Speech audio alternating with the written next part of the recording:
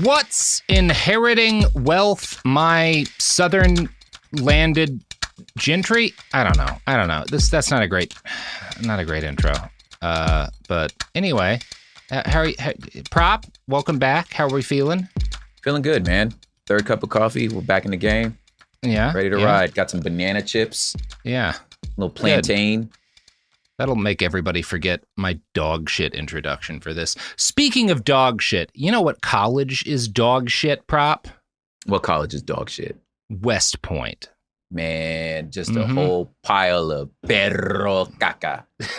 I mean, I don't know. I don't know much about the actual objective. I'm sure it's fine. The only thing I know about West Point is like what's in the movies. So yes. Yeah, exactly. Yeah. An Army college. It's it's important to note, like, the reputation it has today is largely formed by, they call it the class the stars fell on. It was the West Point graduating class that had like Patton and Omar Bradley and I think Eisenhower, like all these guys who were like real big world dub-dub-dose fellas, like we're in the same class. Now, it's one of those things where, like, West Point today, it's the place where the U.S. military trains its most promising, or if you talk to enlisted men, its most frustrating officers, right? Yeah. In the early 1800s, when young Bobby Lee became a cadet, West Point was a lot smaller, and, like, the country's not very old. So it doesn't have a huge, proud history, and it is extremely focused on one narrow sort of education, engineering, right? Okay. It is probably the best engineering school in the country. So when you think about West Point of Robert E. Lee's day, it's closer to MIT than the way we think about West Point now, right? And this makes a lot of sense if you understand 19th century warfare. Today, a huge amount of modern warfighting is like small unit tactics, right? Yeah. How infantry clears buildings and like engages in firefights, does all this stuff because with modern equipment and weaponry, the wide variety, everything from drones and rocket launchers to like standard small arms, there's a lot for small units to do. And a lot of shit revolves around that. So that's going to be a significant amount of training for any Army officer. Back in this day, especially when Lee's in it, it's pretty much all smoothbores, right? So it's these muskets that they only really are very effective when you have a bunch of people all like marching and firing in unison.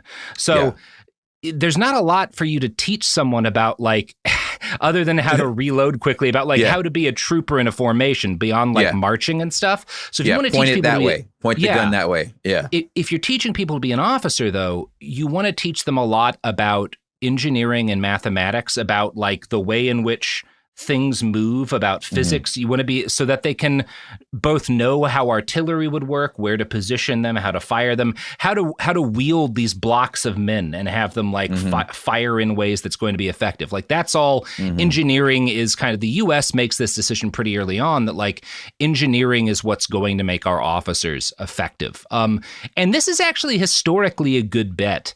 You know, people, the Roman Empire, people talk a lot about, you know, every aspect but this, but like the reason the Rome became an empire was not because its soldiers were like great individual fighters. It's because every soldier in the Roman legions was a combat engineer. Yeah. And like, that's fucking useful, you know? Yeah, they made roads and bridges. Like, the scrub way to fight a war is stabbing another dude. The smart way to fight a war is building a wall around him and starving him to death. Like, a dude that gets to like a lake or a river and thinks, man, how are we going to get across that? And then they look to a dude and is like, we're going to build a bridge. All right, we're going to build a fucking bridge across that. Yeah, you just build a bridge? Like, not just knocking down a tree and walking over the place. No, we're going to build a bridge. Yeah.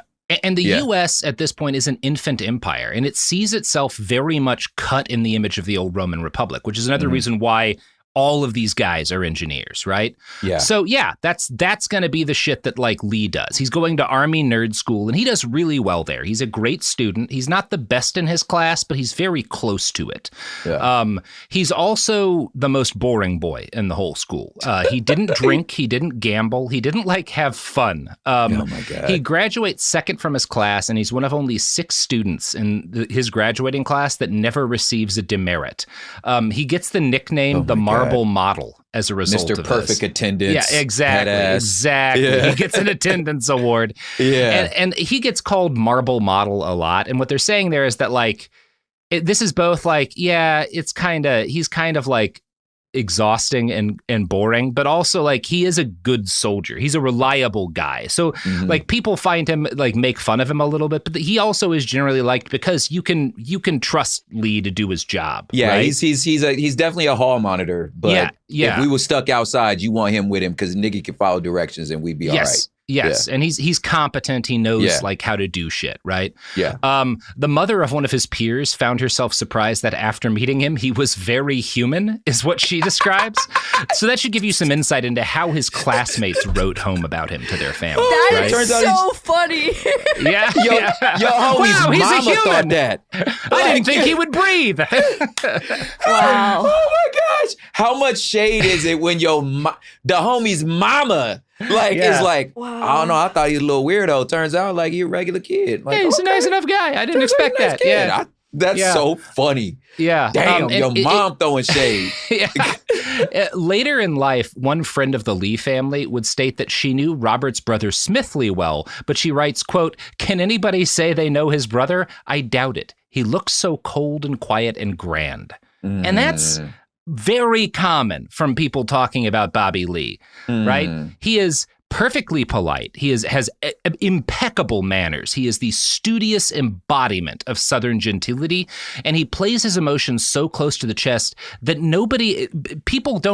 everyone's kind of confused as like, is he just hiding his true self for politesse, or is there nothing inside of him, really? Yeah. Right? Like I know some street dudes like that. Like I have a friend who, even his closest friends, like we've sat down like at a bar or something and been like, yeah, I don't actually know him.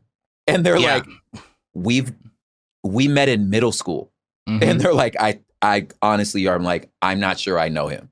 Yeah. Like they just keep, they play their cards close, you know? I've known this man 20 years and I can't say anything but that he's always on time. Yes. That's kind of how people talk about Robert E. Lee. Yeah. Now, they also very frequently will call him hot. He is repeatedly described as being good looking. Okay. One family friend called him, on the whole, the handsomest young man I ever saw. And he probably like, you know, he ain't like road worn because he don't drink. So he probably got that baby skin. You know what I'm saying? He not doing drugs, so he ain't got no wrinkles. You feel me? He had all his stress when he was a child. He was like, I'm done with this stress. Yeah, he's the only man in the 1800s who ages like someone from the 21st century. But it is noted that like he doesn't go gray until the Civil War. Wow. Now he got some stress. Now he's got some stress, yeah. So when you read through different bits of the multiple books about Lee, as I have, you encounter repeatedly people talking about how hot he was. And it's sort of like how Kissinger's a sex symbol, and that's well known at the time. Yeah. But then in modern days, because he's like this old goblin of a man, like you don't really it's surprising when you read it. And this paragraph from Smithsonian Magazine summarizes the phenomenon of hot Lee well. His hair was ebon and abundant, as his doting biographer Douglas Freeman puts it, with a wave that a woman might have envied, a robust black mustache, a strong full mouth and chin, unobscured by any beard, and dark mercurial brows. He was not one to hide his looks under a bushel. His heart, on the other hand, the heart he kept locked away, as Stephen Vincent Benet proclaimed, in John Brown's body, from all the picklocks of biographers. Yes. Such a horny way to describe this man. He was just so hot and mysterious.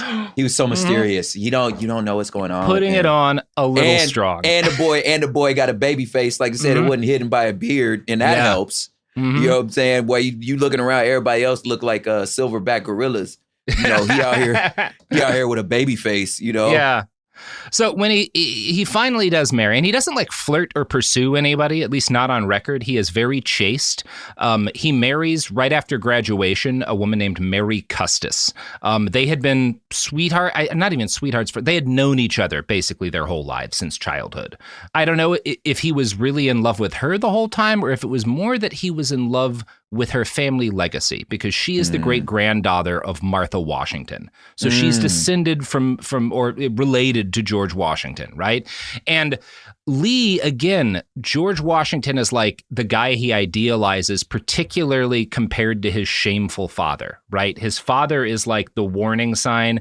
Washington is the model he wants to follow. And so you get the feeling part of why he marries Mary Custis is like he wants that Washington legacy to be a part of him, Mm-hmm. right? Maybe Yeah. to wipe away some of his father's shame. Yeah. In the 1969 Lost Cause history book, Meet Robert E. Lee, it rather humorously stated, Robert E. Lee was the last great man of old Virginia. In many ways, he was closer to his hero, George Washington, than he was to the men of his own time. In literal, because he basically wants to fuck George Washington, right? Like, Just that's what's sounds like going on here. Yeah. Yeah, like I'm gonna change my legacy. Like I don't want the yeah. legacy to be no money. You know what I'm saying? Broke ass Lee. Exactly. Like I'm with this nigga. Yeah. Exactly. So they had known each other since they were kids. One thing I'll say for him, they're like the same age. They're born the same year, which is pretty good for high society marriages of this period. So congratulations, Robert E. Lee. You get the coveted Behind the Bastards Not a Pedophile Award. Let's go! Yeah. That's a proud honor. Very rarely handed out. Yeah. We are mailing your last descendant a gold medallion with the words, I don't diddle kids written on it. So let's go. You know, congratulations. That's a real honor for the family. Yeah. So that's big. That's big. It's huge. That's really big, man, because there's a lot of things we can say about you, and we will, but you do like them your own age. Yeah, not a child molester. That. Yes. So good for you, Robert. Yes. So the Custis family were significantly wealthier than the Lees, and Mary's father is understandably, he never really trusts Robert E. Lee in his whole life. Not because Lee does anything wrong, but because of how bad his father was, which not necessarily an irresponsible decision, I get it. right? Yeah, no, I get it. Now, that said, George Washington Parke Custis, Mary's dad, is also a huge piece of shit. For one thing, he owns some 200 enslaved people, and he's like Thomas Jefferson. He's one of these guys who is vocally anti-slavery while owning a bunch of people. Mm-hmm. And like Thomas Jefferson, he has children with a lot of his slave people, right? Yeah, this is rape, right? Like, that's the only way to look at this. Yeah, that's what it is. Alan Guelzo writes, the elder Custis, burdened with his own private guilt over slavery, had been, quote, an easygoing master, requiring little of his slaves, especially because it was rumored that over the years he had fathered 15 of them. Good God. Here's the thing, man. Look, I don't know if there's anything I hate more besides like just the institution of slavery, but the defense that but he was like a nice one though. Yeah. Like he was kind of nice to his, I don't know if anything makes me want to like flip a table more than that answer. Yeah, I think, it's worth understanding the difference between quote unquote nice and mean slave owners for understanding the lives of slaves, but not for making a moral decision about those slave owners. It's actually very similar to like when you read Holocaust memoirs from survivors of Auschwitz, they will talk about like, well, this particular member of the SS was polite to us. He treated me and I was able to get stuff out of him to help. I was able to get food or whatnot out of him. Yeah. That doesn't mean that guy he was still a concentration camp I don't understand. guard. Yeah, it's like, right? Okay, I appreciate you pulling the fly out of the rat poison you're about to feed me. I appreciate it. Yeah. It's worth understanding because, again, if you want to understand the lives of these enslaved people, sure, if you're with a guy like this who is like less like violent and shitty, then like you can maybe get more freedom, get more personal liberty. But like that does not reflect morally on the slave owner. Still very much. I might have got a little head, but I wasn't cheating. Exactly. Which is like in one of the upcoming Hood Politics episodes, like we're talking about the International Court for Justice.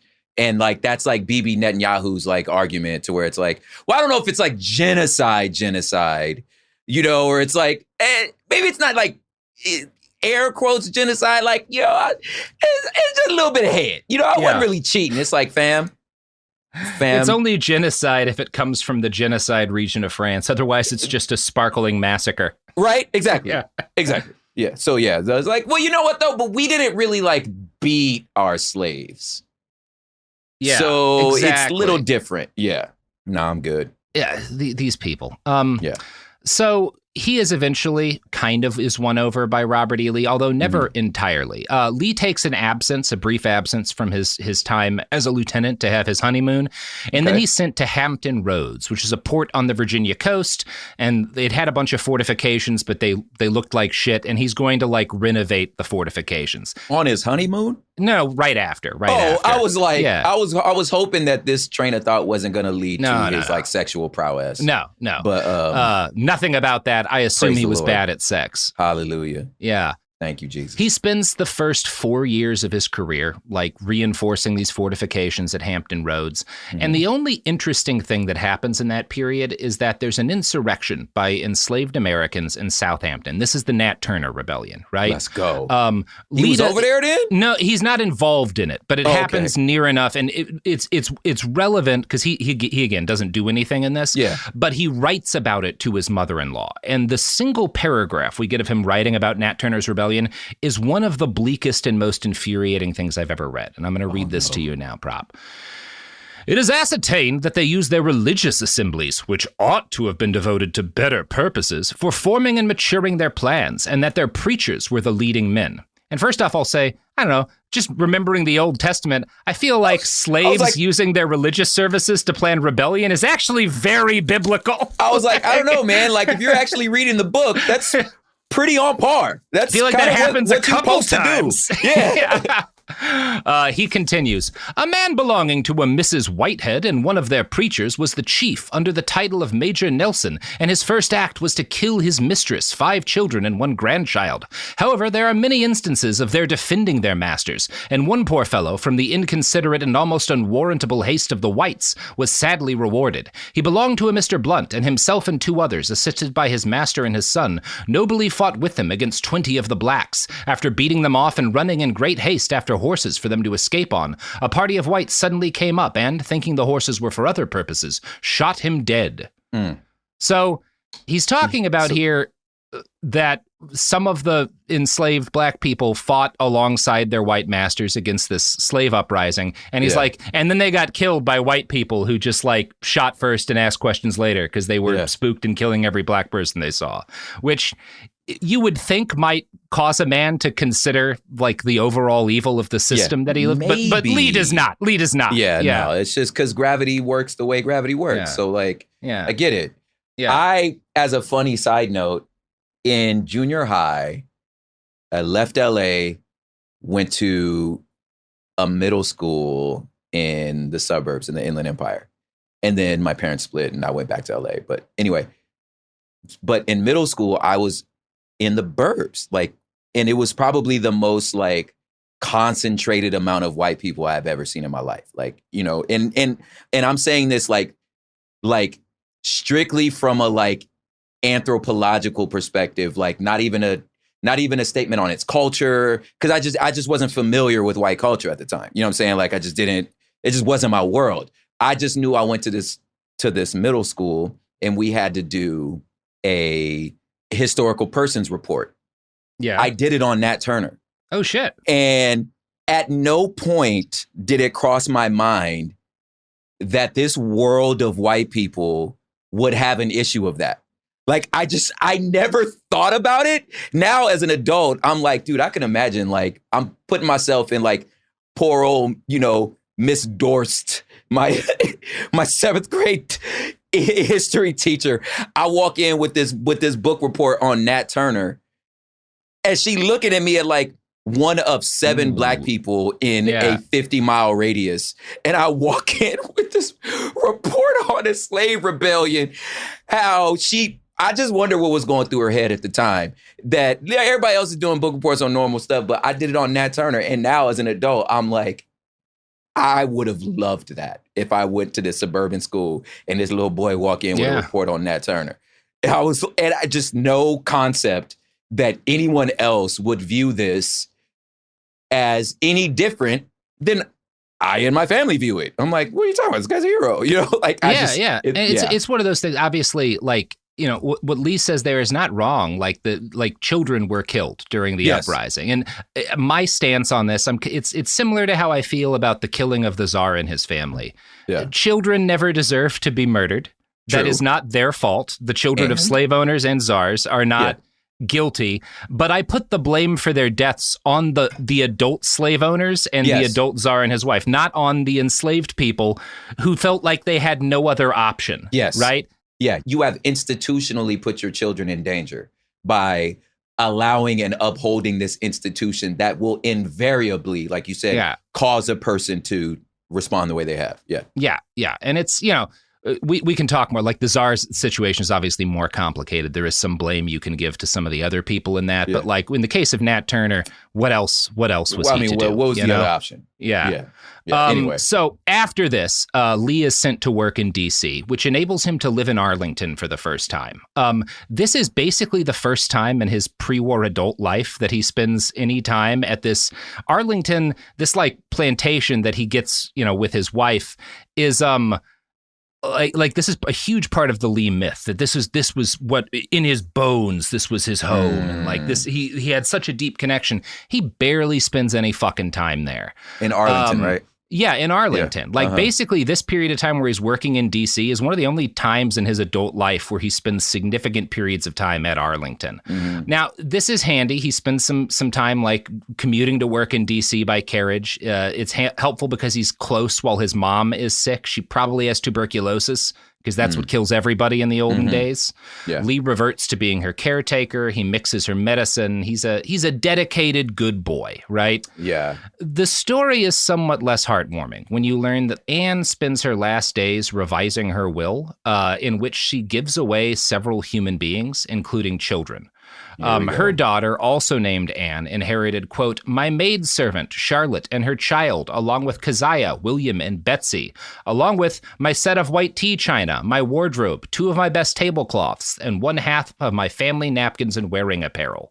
So again, all in the same sentence. Yeah. Children, sentence, adults, and a china set, all the same type of thing to them. On the same level. Yeah. Also, I think Virginia, as a West Coaster, and my mom's from DC. So like I viewed like Virginia is like it honestly feels like 2 different states. And I'm not meaning like Virginia and West Virginia. I mean Virginia itself, because there's the Virginia that's basically just southern Washington, DC.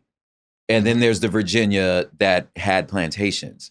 Like, and it's still like shakes my brain because I'm like, I still see Virginia as East Coast rather than Southern. Because when you say like Alexandria, Richmond, I'm like Ronald Reagan's airport is in Virginia. It's interesting because like you get a lot of people will argue very strenuously that like Virginia is part of the South, but Texas really isn't. It's its own thing, or it's part of the West, and like there's actually some validity behind that, like culturally, historically. But like I think they are both part of the South.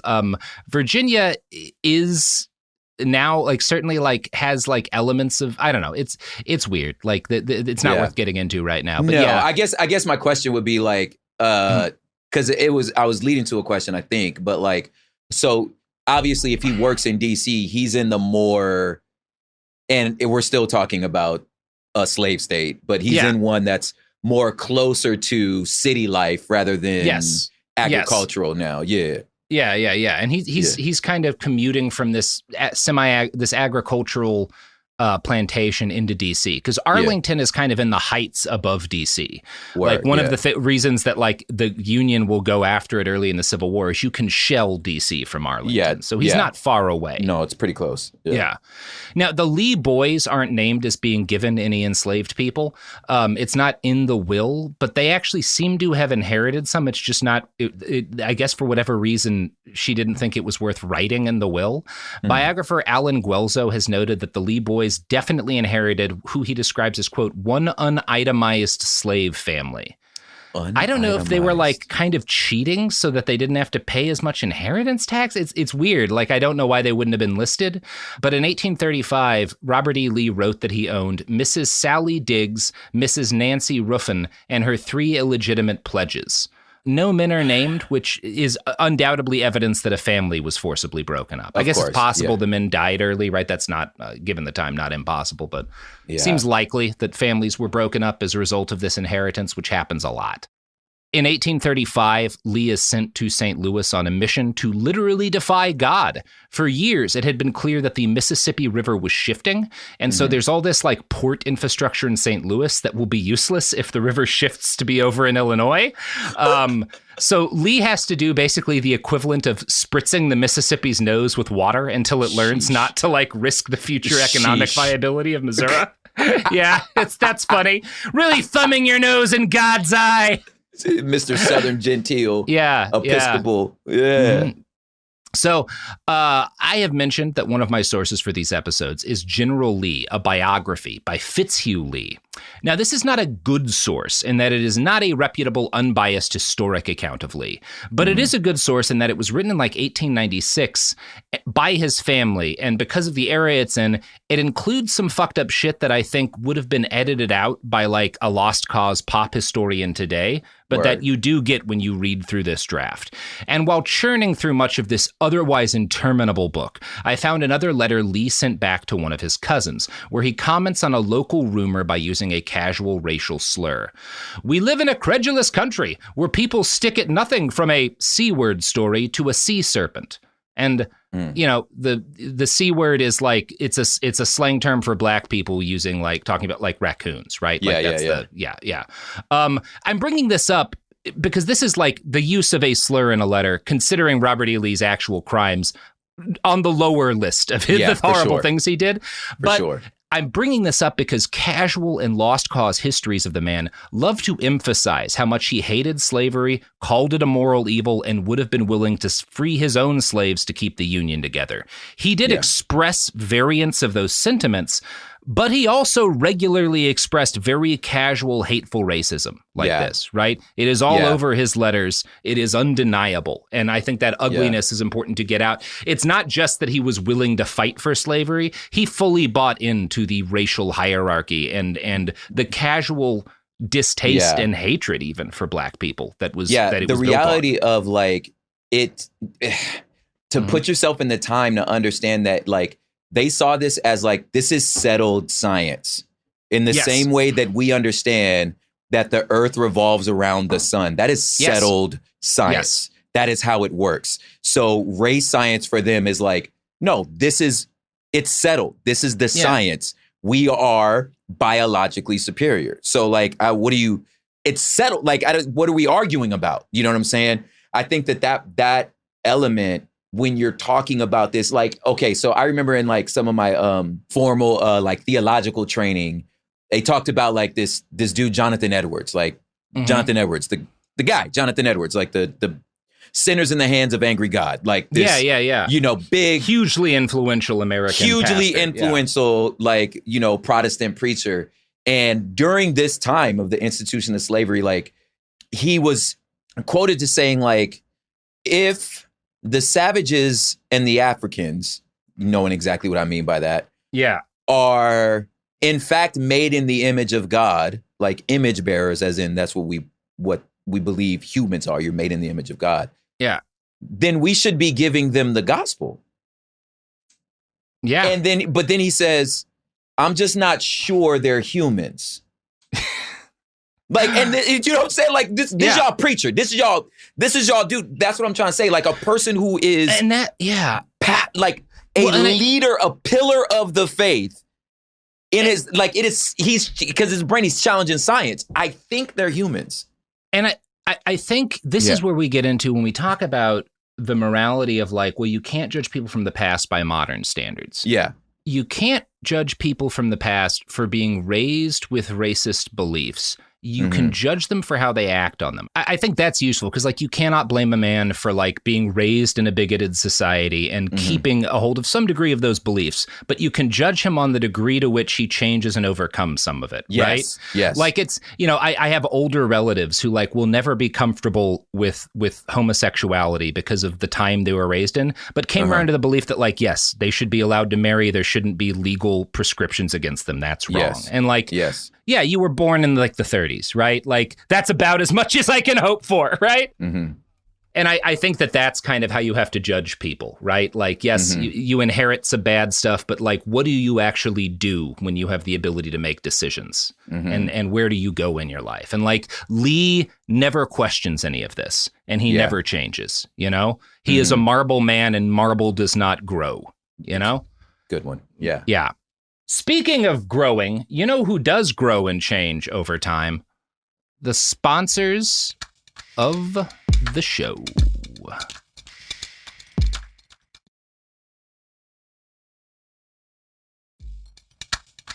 Bazam! We're back. Back in the building. Bazam! I really like that. You've never done that. That's a good one, man. That's my new catchphrase. I like it. Let's go with it. Bazam. Bazam works, bro. Yeah. Bazam is like really like it fits you. Very suiting. Yeah. Thank you. So Lee's going to complain constantly about money throughout his life. You don't make good money as an officer. He's always like, should I retire my commission and try to make a living some other way? I don't think he would have been good at that, but he thinks about it a lot. He's not ever really happy, right? And in any of his situations, his ambitions kind of outweigh most of what he's able to accomplish. And, you know, he's away from home all the time. He does not seem to have a strong desire to be around his family or to help him, like his wife, raise their children. So he is like an absent dad, you know? Most of his letters are him like giving Mary advice on raising children based on probably not much actual knowledge about how to raise kids. Well, you weren't raised, because he is not there. Yeah. Number one, you weren't raised. And then number two, you're not raising your own kids. So, Yeah, and this is not, you know, military families today, you're going to deal with like your parent who's in the military potentially being away for long periods of time on deployment. That is a reality still. But usually, if they're not in a combat posting, families move around with their family members. That's less of a thing here, in part because of like, it's just not practical, you know, with travel and the dangers of it being what they are at this time. In 1846, the Mexican-American War breaks out, and this is going to be Lee's big defining moment as a man. This is the conflict where most of the major military leaders in the U.S. Civil War will get their first combat experience. Lee, at this point, is an artillery officer, and he becomes a part of General Winfield Scott's inner circle. Winfield Scott is the commander of U.S. forces in this war. Lee is really good at this job, and it's important to note he is really good at being an officer in charge of artillery. He is not commanding armies. That is not ever a thing he's going to be great at. He is managing sections of guns and the men who fire them. And a big part of his job is the army's marching. They're like, okay, we're going to try to bring them into battle here. And his job is analyzing the maps, scouting on, you know, horseback and whatnot, figuring out where is the best place to put our cannons so that they'll have good fields of fire to hit the enemy, you know? And he's really good at this job. One of his first moments in the sun comes during the Battle of Cerro Gordo, where he leads a detachment of cannons through thick brush, bushwhacking their way into a position where they can fire down on the Mexican left flank and surprise the enemy. This gets him promoted to major, and his further exploits in the war earn him significant press attention. He becomes a war hero back home. Not the biggest of the war, but one of the larger U.S. war heroes to like the U.S. population. Okay. The most spectacular moment of his career comes when he crosses, with just a handful of men, a lava field at night to get reinforcements for an upcoming action. General Scott describes this as the greatest feat of physical and moral courage performed by any individual, in my knowledge, pending the campaign. A lava field? Yeah, like dried lava, I think. Like, I was like, where? No, not hot lava. Yeah. Also, I don't see where there's moral courage involved in that, but certainly physical courage. It's unless it's lava. Yeah, unless it's lava. I will say this earns Lee our slightly less coveted, pretty good at the Mexican-American War medal, which due to a printing error is also a gold medal that reads, I don't diddle kids. Okay, got it. Sorry about that, guys. Both of them wound up being the same medal, but yeah. But you know what, though? Like, he's in rarefied air here for bastards, man. Yeah, that's right. Two medals.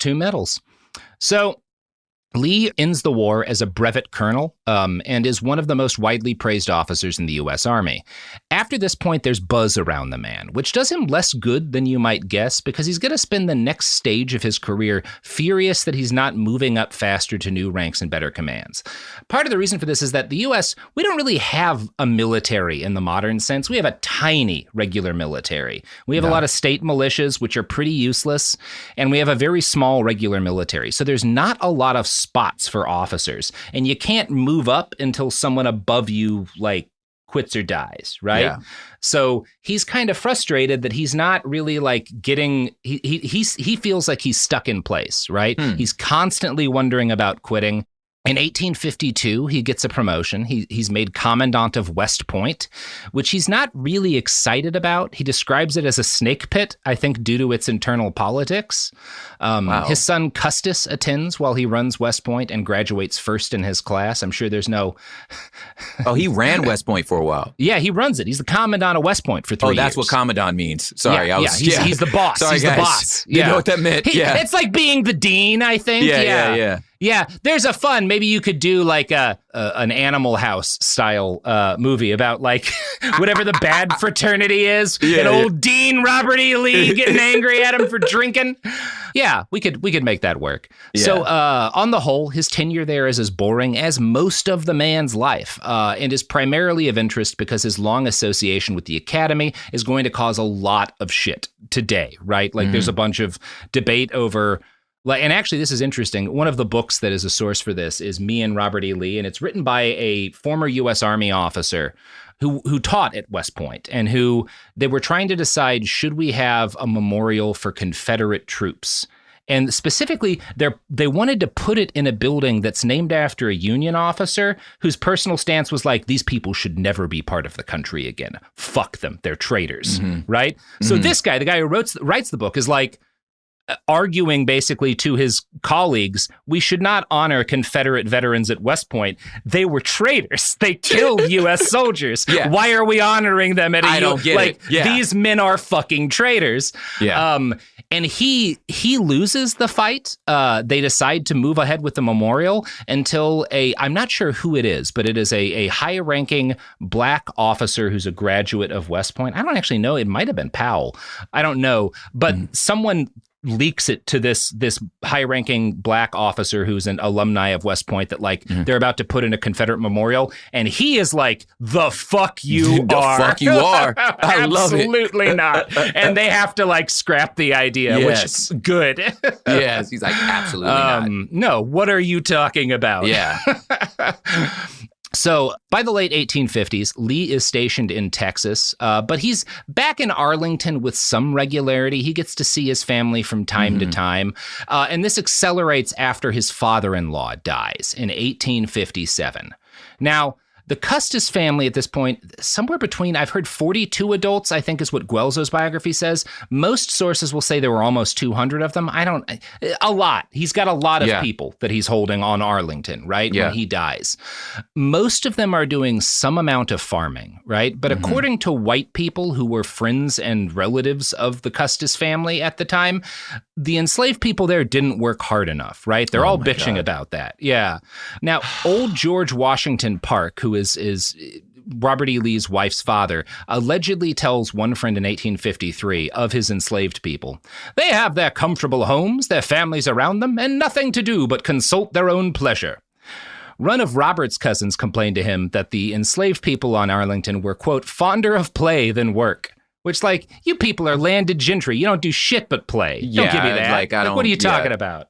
Yeah. You can't say anything about my work ethic. Yeah. You ever pulled something out of the ground, man? I'm going to guess not. Yeah, you catch the vapors. Yeah. Now, we shouldn't, obviously, as we've said, we shouldn't take that seriously that these guys were not working hard. But it is true that the Custis properties are not profitable, right? By the time he dies and Mary inherits them, they are not making money. And this is a problem because, like, Mary's dad, somewhat hilariously, decides that the last thing he's going to do in life is going to be to fuck Robert E. Lee over. He's a bad person, but I like this. He really hates Lee's dad for like being so irresponsible. Yeah. And then when he dies, they found out he's been just as bad. They're in horrible debt. The property's not making any money. He like completely shat the bed on his finances.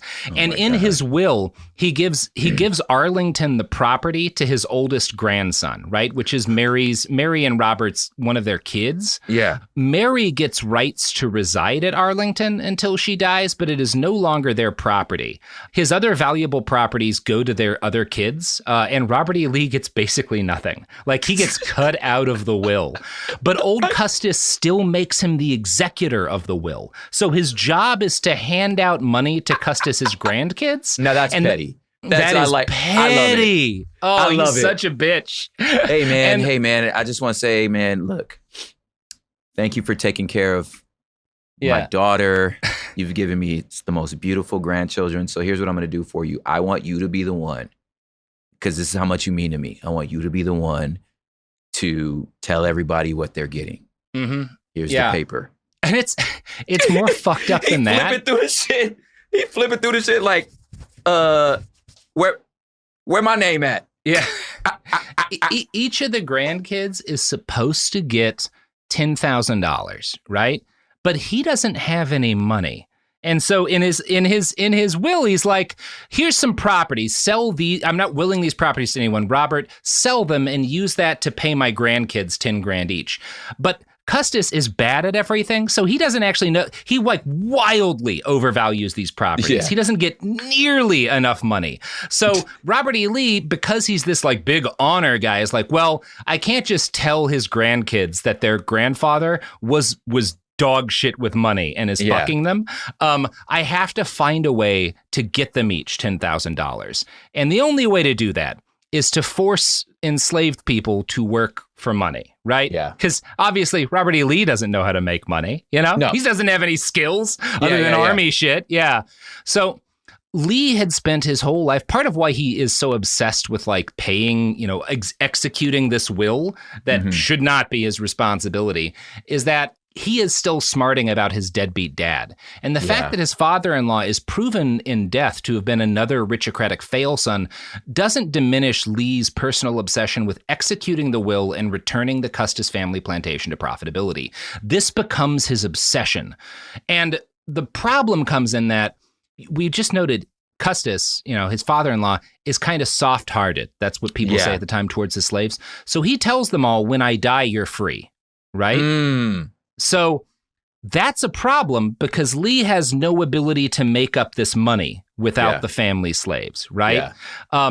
And this is, again, goes back to Custis being such a piece of shit. He is a deadbeat. So he promises, I think in part because like a lot of these are his kids or his people that he considers his lovers. Obviously, that's not what's going on. Yeah. And he just feels bad. So he has to tell him, like, when I die, you'll be free. You'll keep living this sweet life, and then you'll be free when it's fine. Don't worry about it. I'm really a good guy. You can trust me. But he's a liar, right? He does not say, you are all free as soon as I die. He directs that they be freed within 5 years of his death, right? Wow. But he tells them, you're free when I die. Yeah. Which is still true. Kinda. But what this means is that Lee is going to be like, all right, well, I've got 5 years to make as much money out of these people as I can before they're free, right? Yeah. Now, this causes a conflict because they were expecting to be free right away, and they considered themselves free. Moreover, part of the issue here is, again, their life at Arlington is more comfortable than most enslaved people's lives, right? They are not being like worked as hard or as brutally as is common in the area, right? Again, I don't give any sort of credit to Custis for this, but this is going to be relevant because Lee decides we don't need all of these people at Arlington to get it profitable, so I'm going to hire them out to other owners, right? Contract them out to make money to pay Custis's grandkids. I'm going to force them to labor. I'm going to break up their families, force them to live away from their children and wives for 5 years so that I can give our shiftless grandkids some money, right? Wow. That is fucked up. Yeah. You sell the brand for parts. Yeah. And it's you can make more money if I sell you for parts rather than try to work. It's still.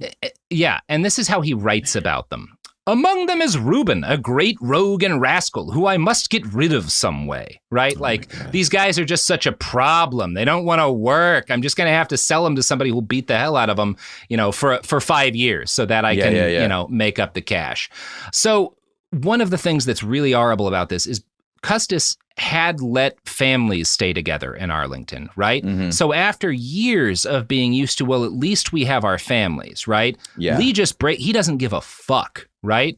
Now, several of these people, when he hires them off, flee their new positions and return to Alexandria. It causes this because he's got to discipline them now. It's this whole thing. And it causes a stir even within Virginia because within the gentry, their understanding too is that Custis wanted these people freed on his deathbed and Lee is still working them. So even a lot of white people are kind of disapproving of this, right?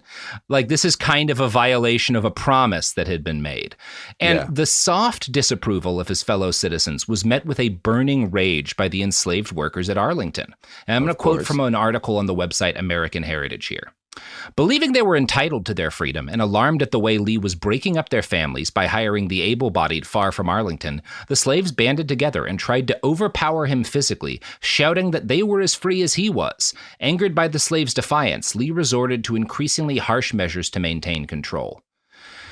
And the first harsh measure he resorts to is forcing the men who'd attacked him into what are described as slave pens in the city of Arlington. He locks them up in the city away from their families, and then he leases them off again. And this takes us to the reality of the Marble Man. Beneath his layers of politesse and this genteel Southern social obligation, he is as brutal a slave master as any, as soon as his financial goals are threatened, right? Mm-hmm. That's what it is to him. It's as simple as that. You started fucking with my money. Yeah, exactly. And now you really know what I think of you. Now the nice guy's gone. Yeah. Now, Alan Guelzo, who knows Lee better than me, describes Lee's reaction based on years of letters to family and friends as one of confusion as to why these people are angry that he's forcing them to work and be away from their families. Quote, Lee could not comprehend why the demands he was making did not earn the understanding, even the cooperation of the Arlington slaves. But they didn't, and his frustration at their obstinacy boiled over in the spring of 1859, when 3 of the Arlington slaves, Wesley Norris, his sister Mary Norris, and their cousin George Parks, determined to run away. They made it as far as Westminster, Maryland, only a few miles from the Free State border of Pennsylvania, when they were stopped and imprisoned.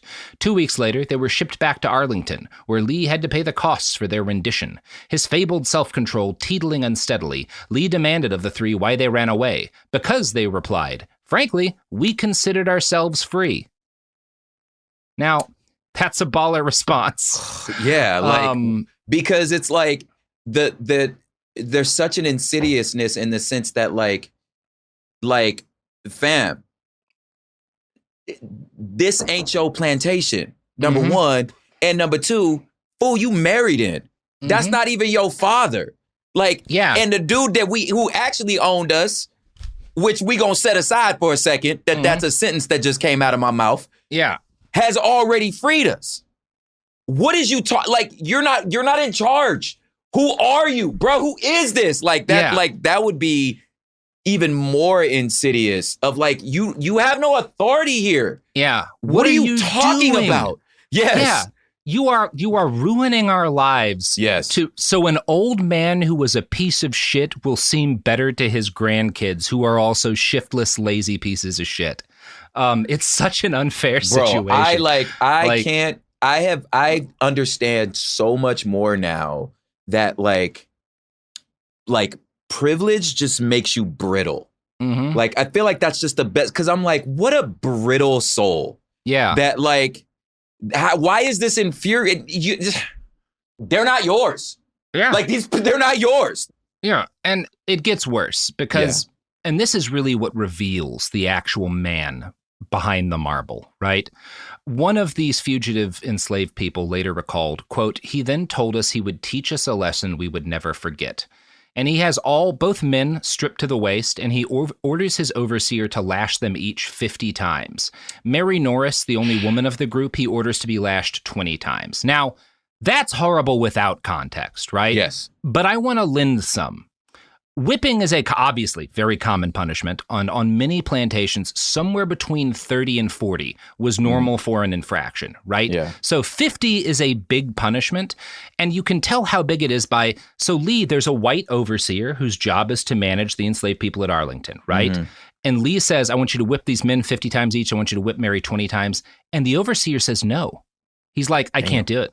Like, that's fucked up, man. I'm not going to do it. So again, and this guy's part of his job is whipping enslaved people. And he's like, no, this is fucked up. Like, that's bad. That guy won't do it, right? That's bad. So Lee has to find a local cop, the guy who would capture the escapees, and is like, will you beat them for me? Right? Mm-hmm. That is how Lee claims this goes. Now, that may not have been exactly how it goes. It may be a lot worse than that. More recent Lost Cause books love to emphasize Lee's distaste for slavery, and he says a lot of stuff about how he doesn't like slavery. But older texts from the middle of last century, including stuff written by his family, makes it clear that his dislike of slavery was what it revealed about his own inherent cruelty and moral cowardice. The 1969 book Meet Robert E. Lee stated, Lee knew slavery was wrong. He said it was bad for the slave and worse for the man who owned him. And that's not true. But also, I don't want to disregard one of the meanings of that, right? I disregard, like, obviously it's worse for the slave. Yeah. But what he's saying there, when he says it's worse for the man who owns him, he is thinking about the evil in himself that he had to see because of what he does to these people, right? The New York Tribune publishes an article about Lee's battery of his enslaved people, right? It is so bad that it makes the fucking news. And that article claims that Lee himself stripped Mary Norris and lashed her 39 times in a fit of rage. And crucially, Lee writes about this news article. He is aware of it. He never denies the allegation or lodges any protest against the paper. Never. So it does kind of seem like what happens and why he's like, it's so bad for the slave owner is he loses his control, this granite reserve that he is so proud of, and he strips and beats a woman bloody.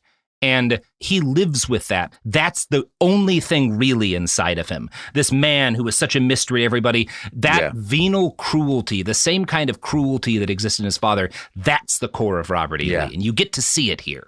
Yeah. You're titillating on something that I feel like obviously doing, postmortem psychology is never good. Mm-hmm.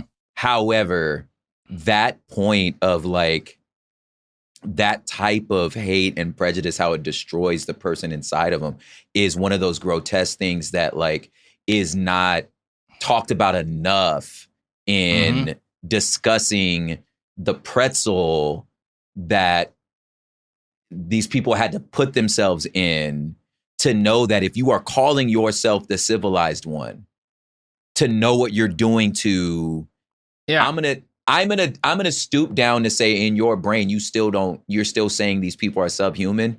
Yeah. But still, even if they're subhuman, the things you are doing to this creature that's alive, there's no way, like the mental gymnastics you have to do to be able to look yourself in the face and justify that has got to be haunting. Yeah. Because newsflash, you just as human as I am. You know what I'm saying? And so I think that statement is not acknowledged enough. And rather than face what you think is unthinkable and preposterous and accept the fact that like I am participating in a deep evil and do the work to change, you double down. Yeah. I also wonder if part of what's happening here is that, there's this always these claims that like, well, this is a divine racial hierarchy. And really black people don't even want to be free. They're happier this way. And you can't keep telling yourself that lie. When you see someone in a very intelligent and dignified way say, I am a free man. Yes. And as a result, you like when that kind of shatters that myth in your head, all that's left is violence, right? That's it. Which puts a lie to the fact that this is a divinely ordained system. I do think that's part of why there's this rage and shame over it for him. I I'm sorry. One more thing. I do think, like you said, like that lie that you're telling yourself, part of me is like why I, again, rarely give, like I give historical context. I understand that like humans in a time, but like I rarely give any quarters to the argument that like, well, this is just what we did at the time. I'm like, nah, you knew. Y'all know what y'all doing. Yeah. Yeah. And this is that moment for Lee. Yes. And the moment that it is for all of us is ads.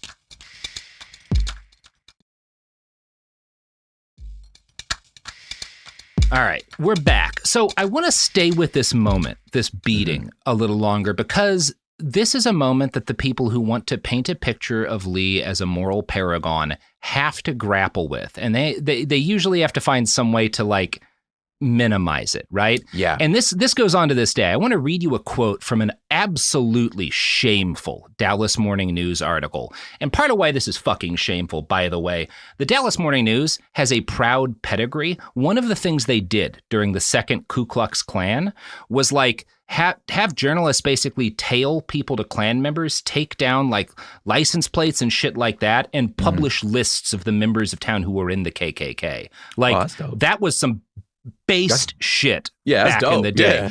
And this is the crap they're doing now. This is from a 2017 article entitled Robert E. Lee is the Uniter America has been looking for.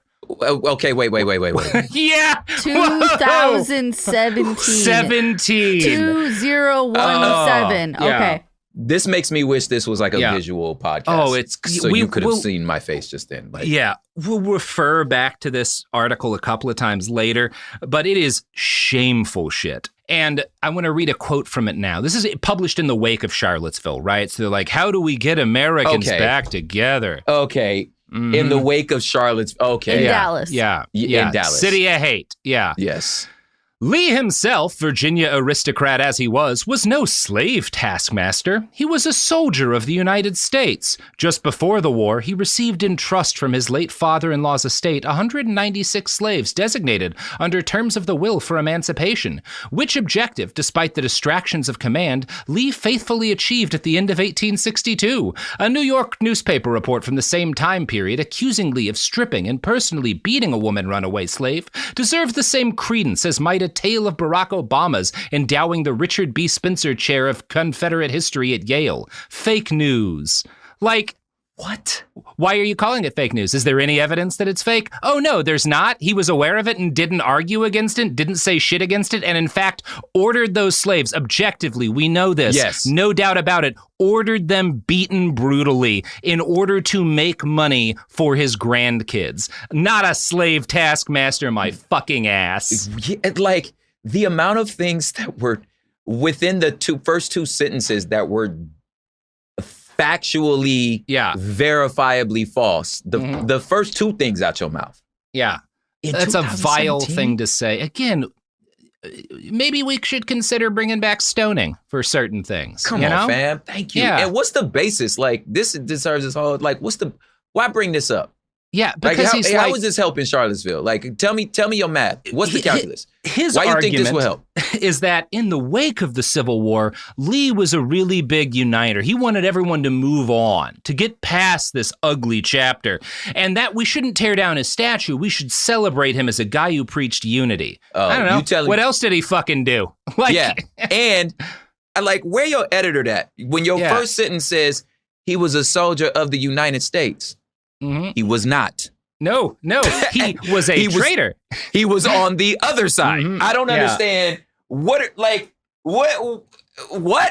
Yeah. There's this meme that goes around and it's like anarchists in every other period of American history and they're like burning an American flag, and then it's anarchists from 1861 to 65. You're like, you've got like the Union flag, you're doing in a blue uniform saluting. Like that is, I do not consider Lee's fucking, like he is not a uniter of the America I want to be a part of. I want to be a part of the America that fucking lit the South on fire to end that system. Right? Yes. Like, facts. That's where I want to be. That was like, all right, this is some bullshit. We're done. Yeah. We're done. Okay. Yeah. Mm-hmm. So the next chapter of Lee's career and life was to involve a man who was his opposite in every way, and whose very existence was dedicated towards dissolving the foundations of Robert E. Lee's existence. His name was John Brown, and I think we are all broadly aware of what he did. Yeah. Buddy. To provide a quick summary, John Brown was a professional militant abolitionist. He had fought bloody battles in Kansas to free enslaved people, and he was basically a living boogeyman to pro-slavery types. Yeah. From October 16th to 18th, 1859, he and a band of hand-picked guerrillas launched a raid on Harper's Ferry to try and secure weapons from the garrison there that they could use to arm enslaved people and launch a rebellion that would carve out an independent fortress of freedom lodged right in the heart of the Old South. It did not work. Not a successful operation, unfortunately, but a noble attempt. I mean, in the long run, it helped start the war that ends slavery. So I won't call it a failure. It's just like not immediately tactically successful, right? Yeah. And Robert E. Lee is the man who commands the U.S. military forces sent in to quell the uprising and kill or capture John Brown. This they did. And while the job is odious, Lee is like, he handles this in like a competent way, right? He's not particularly brutal. He does the job, you know? That's the kind of guy he is. Brown is wounded when the army storms his position. And this excerpt from the book Clouds of Glory by Michael Korda describes the first interaction between Lee and Brown. Lee had him carried to the office of the paymaster of the armory, where Brown soon recovered enough strength to hold what would now be called a celebrity press conference, combined with some of the attributes of a royal audience. Lee courteously offered to clear the room of visitors if their presence annoyed or pained Brown, who, though in considerable pain, replied that he was glad to make himself and his motives clearly understood. Now, one of the fun asides of the John Brown story is that all of the men involved in capturing him are like, can't help how impressed they are with him. They're like, I was gonna say, they're like, this nigga's hard. Like, they're like, really like him. Yeah. They all think he's insane, but they're like, this man is incredibly physically courageous. He is well-spoken. He knows exactly what he's doing, right? Yeah. He gives a 3-hour press conference after being stabbed through the kidney. The governor of Virginia, who's there in the aftermath, calls John Brown the gamest man I ever saw. Like, motherfucker's down, you know? Like, you gotta give him credit. Yeah. Like, nah, he's staying on business over there, dog. Yeah. I think you have to, because like he doesn't even break composure when his son is killed in the fight. And I think it's because Brown, there's not a doubt in his mind that God is real. There's not a doubt in his mind that heaven is real. And there's not a doubt in his mind that the only thing that matters is fighting to end slavery. And if his son died to do that, my kid's going to be fine. And so am I. Exactly. Right? Yeah. Like we're going to paradise. We did what we were supposed to do. When you know you're right. Yeah. And it's very rare in the world in time memoriam can someone definitively be like, no, we're right. Yeah, absolute moral clarity. We are absolutely right. Yeah. Yeah. Now, Lee is present for the whole conversation that ensued between Brown, Senator Mason, Lee's man Jeb Stuart, and the governor. Quote, when Senator Mason asked him how he could justify his acts, Brown replied, I think, my friend, you are guilty of a great wrong against God and humanity. I say it without wishing to be offensive, and it would be perfectly right in anyone to interfere with you so far as to free those you willfully and wickedly hold this in bondage. I do not say this insultingly. Like, no offense, but like you are willingly participating in the greatest evil of our time. Respectfully. Anything anyone does to stop you is justified. Yes. Look, respectfully, no shade, respectfully, you're the fucking devil. Yeah. And you're doing the work of Satan. Yeah. Respectfully. Yeah. No, I mean nothing impolite here, but no God will damn you for your actions. No disrespect, but you work for Satan. Yeah, it's cool. When Mason, because Mason's like, did you pay these men who fought with you? Did you have to are they mercenaries? Brown replies, no, fuck that. And Jeb Stuart remarks on this, the wages of sin is death. And Brown turns to him and says, I would not have made such a remark to you if you had been a prisoner and wounded in my hands. Damn. Such a G. For his part, Lee, again, he has this kind of basic respect for Brown's personal courage, but he thinks he's insane. Yeah. He thinks because the plot was so doomed to failure, it means the abolitionist was either a fanatic or a madman. And, Brown is both a fanatic and if being a madman means acting in ways that are completely inconsistent with logic of your culture, he is crazy. Yeah. But I think he's the kind of crazy that was necessary, right? A good crazy. Yes. The abolitionists who weren't madmen lived comfortably in the North and would like tut-tut to their friends when they read articles about Lee stripping and whipping young enslaved women, right? Yeah. John Brown picked up a rifle. Yeah, they shake your head just like, God, it's so terrible what they doing over there. Yeah. He's like, is it? Yeah. Well, we on our way. And that's why you get from Harriet Tubman and like being like, yeah, he was the fucking best. Like, he was the coolest dude. Yeah, everybody co-signed him. Everybody co-signed him. Like, he was a writer. Yeah. Yeah, one of my favorites, I think it was Huey P. Newton, who was like, the only white man we might have let into the Black Panthers was John Brown. Yes. Like, maybe him. Yeah. He's like, nah, but fuck all of y'all. But that maybe dude's that guy. dope. I kind of like that dude. Yeah, man. Obviously, a dope part of the history is just like these like rays of light in the middle of just chaos. But like, I think, situated culturally, it's like anytime I'm ever talking about this time in the world, like obviously because it's so personal to me, but like I always want to like remind people that we are still talking about the enslavement, a chattel, a type of scourge that we hadn't seen before on the planet, like how remarkably evil this is.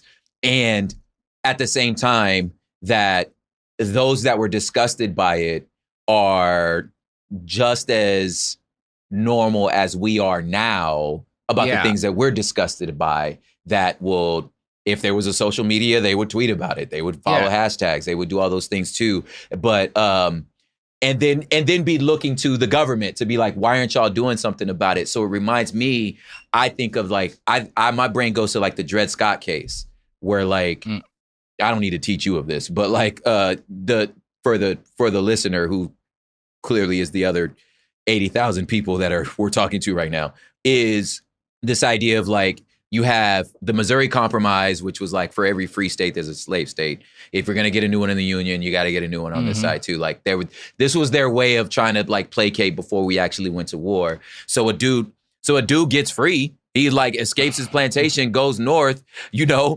signs up to be a citizen in a northern state and is living his life, right? And now he's like, I'm in a free state. That's what y'all said. This is what y'all said y'all was going to do. I'm a free man. I got up here. I'm good. And then the slave hunter goes and finds him, and attempts to bring him back to his plantation to enslave him again. And he's like, wait, hold up. Like looking at this, all y'all states' rights people, looking at the state like, fam, why are you letting this other state, that other state is usurping your authority? You're saying that I'm a free man, like I'm a citizen here. Why are you letting them do that? Goes all the way to Supreme Court. The Supreme Court's like, yeah, you're right. Like, you still kind of belong to your plantation. And it's like, well, so at this point, you're like, well, I can't trust the Supreme Court to do anything about this shit. You know what I'm saying? Because clearly, when it was a choice between two states, right, you chose the rights of the slave state. So to me, I'm like, you could be nice, like you said, you could be nice and like tisk, like, what's going on, or you could be like John Brown. It's like, fuck this, I can't trust y'all to do any of this shit. So it's getting down. Yeah. And it's, I want to, when we talk about like the particular evil of slavery in the Americas, I think a really good point to look back on is slavery in the Roman Empire. Rome was a slave empire. Yeah, they're heavily slave-ass slavers. And they worked generations to death in mines. Yeah. And yet, if you get freed, there was no lingering shame. There was no caste system. You got most of the rights of a citizen, and your kids were just normal citizens. And that is why, despite you might have generations of specific people get enslaved, once they got free, there was no lingering stigma. There was no lingering apartheid. Yeah. You were like, the Romans were just like, no, slavery is a political condition. We beat you in a war. We get to enslave a bunch of you, right? But once you're still people. We don't think you're less human. We just won, Yeah. I don't own your kids. I mean, you often did own their kids, but like if your kids get free, they're not lower quality people. We don't think there's a racial hierarchy. We just won a war, and so we're going to be shit to you, right? Yeah. Which is like, that's still a bad thing, but it is so different from how it worked here. Yeah. So Lee had been sent on special duty to crush John Brown's uprising. And after it gets done, he goes back home to keep unfucking his father-in-law's finances. But he gets sent back to Harper's Ferry a few days later to defend it from, there's this like, it's kind of like these fears you had in 2020 that like Antifa's starting fires. Like he's got hundreds of allies. They're hiding in the woods. They're going to come free him. Lee is like not a dummy. He knows that, that's probably not going to happen. But he does his job. He manages a defense. They execute John Brown, and Lee soon returns to his command down in Texas. He does not seem to have considered the incident to have been hugely significant at the time, but of course it would have an enormous impact on the rest of his life. In the days and weeks after the execution, Brown became a hero to abolitionists across the North and a demon, the physical embodiment with growing Southern unease at the political fight over slavery. Guelzo's book contains a good summary of headlines in the wake of the raid. The Southern people have heretofore disregarded the ravings of Northern fanatics because they believed that such madness to be merely of pecuniary speculation, wailed the Richmond Enquirer. But Harper's Ferry shows that the Northern people mean more than words. How long will it be, the Enquirer asked, before the abolition fanatics of Cincinnati may seize Newport in Kentucky? For the moment, the aid of the federal government was near Harper's Ferry and was in hands faithful to the Constitution, but another year may place that in the hands of our assailants and urge on and strengthen the hands that murder our families and pillage our property. So they start freaking out about this. Yeah. But at least for a while, life goes on. One of the last duties Lee is going to execute for the U.S. Army before the Civil War starts is a very mild insurgency against a Mexican man named Juan Cortina. Juan was a former Mexican Army officer who owned a ranch near Brownsville.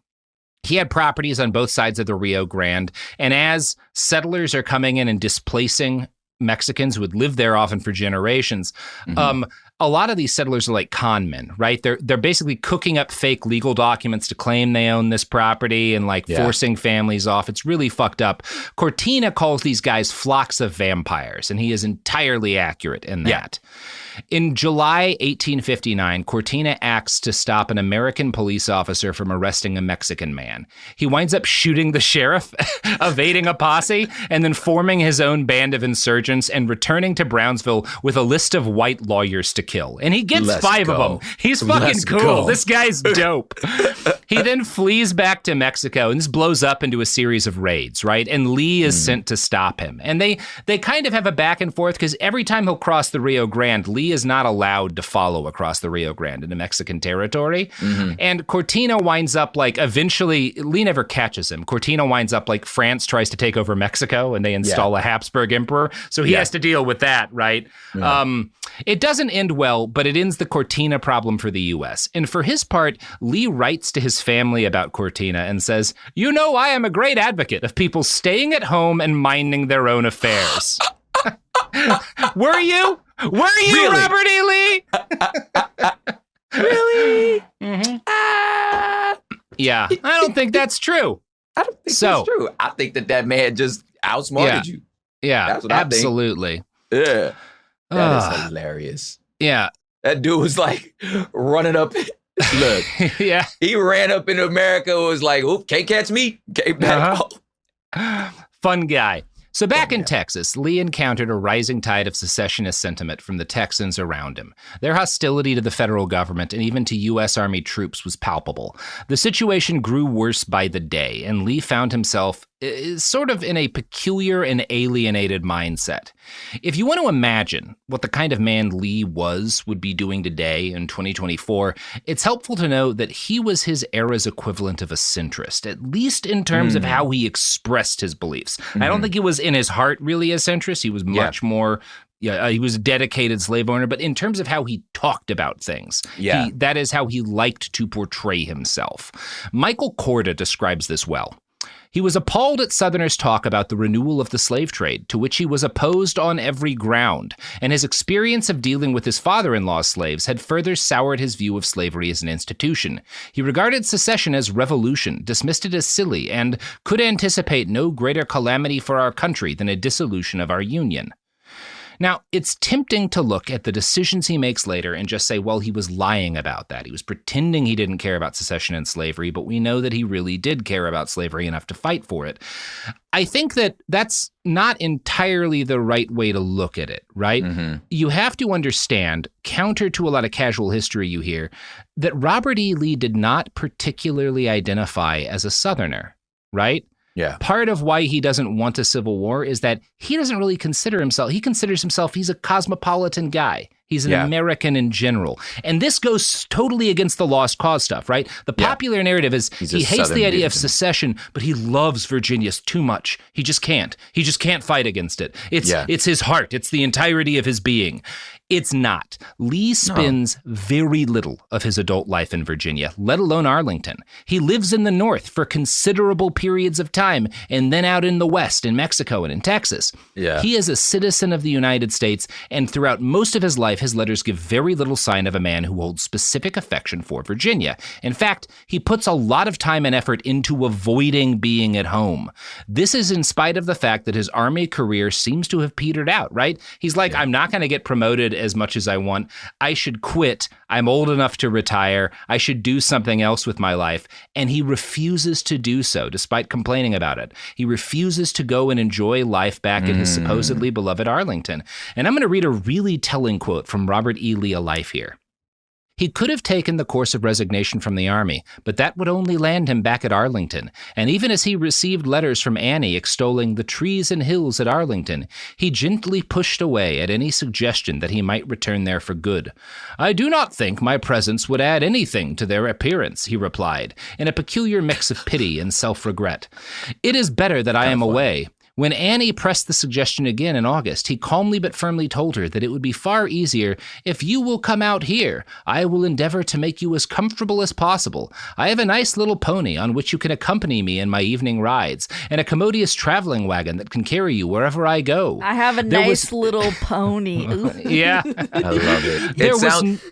Yeah, he sounds like a dude that like he just wants to go back to brunch. Yeah. He's just like, can we just brunch? But and not to Arlington. Yeah, and he like, in Virginia, get on my nerves. He like, was to be honest with you, y'all just get on my nerves. He's he's literally like, I'll send you an Uber Comfort. Yeah. Why don't you come here? I'll send you an Uber. I'll pay for it. I'll send you an Uber. I think, but I want to use that line because that was some high level shade. Mm-hmm. She's talking about how beautiful the trees are, and he's like, "Well, I ain't gonna make them any more beautiful." That's hilarious. Yeah, I want to continue the last bit of that quote. Yeah. There was no point in his returning to Arlington. He was and always would be a stranger there. You know, I am much in the way of everybody, and my tastes and pursuits did not coincide with the rest of the household, and certainly not with the Arlington slaves. Now, I hope everybody is happier.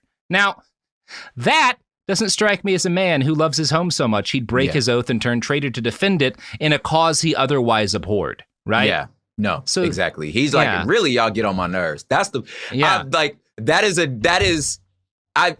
people truly contain multitudes. Mm-hmm. And, but the idea that he was just like, really, I'm not even from Virginia. I don't really like y'all. I just got stationed here. Texas got better weather. Mm-hmm. You know what I'm saying? I can get a taco down here. Why don't you just come down here? Like, we chilling, man. Like, that's hilarious to me. I ain't gonna make the trees no more beautiful if they already you don't need me to make it beautiful. You just said. That's hilarious. Arlington's not really my place. Yeah. Yeah. And that is. Anyway, we're going to talk more about why Lee decides to fight for the Confederacy and how he makes that decision. That's going to be a big part of part 3. And then we will deal with the myth and the fact of Bobby Lee as a great general. But for right now, we're going to deal with the myth and the fact of you as a podcaster and musician. Where can people find you? Man, prophiphop.com is my everything. It's music. I got some new music out. We got music going along with the podcast. Last song was called Let Me Holla at Your Player. And Hood Politics with Prop, season 3 up and running. There's so much going down. We've really like I said last time, kicked it into like 4th gear, putting together like a bunch of different series. There's the You Wasn't Outside series that's following the Israel and Gaza situation. Then we got series following the election. It's a good time, man. And as good as it can be. Hood Politics with Prop. every Wednesday. Get ready for the Wednesday drop. You know what I'm saying? And I got a book called Terraform. It's a poetry book. Mm-hmm. There's music to go along with that too. And I'm very happy to be here. Yeah. I also have a book. It's called After the Revolution. Check it out. You can order it wherever books are sold, or you can just Google AK Press After the Revolution and buy it directly from the publisher. That is the episode. Come back next week when we will conclude the exciting story of Bobby Lee. I like that you're calling him Bobby. Mm-hmm. Yeah, the rough draft title, the working title for this episode was Bobby Lee, The Guarantee, and then in parentheses, a failure. The greatest second place trophy of all time. Yeah. All right, everybody. Behind the Bastards is a production of Cool Zone Media. For more from Cool Zone Media, visit our website, coolzonemedia.com, or check us out on the iHeartRadio app, Apple Podcasts, or wherever you get your podcasts.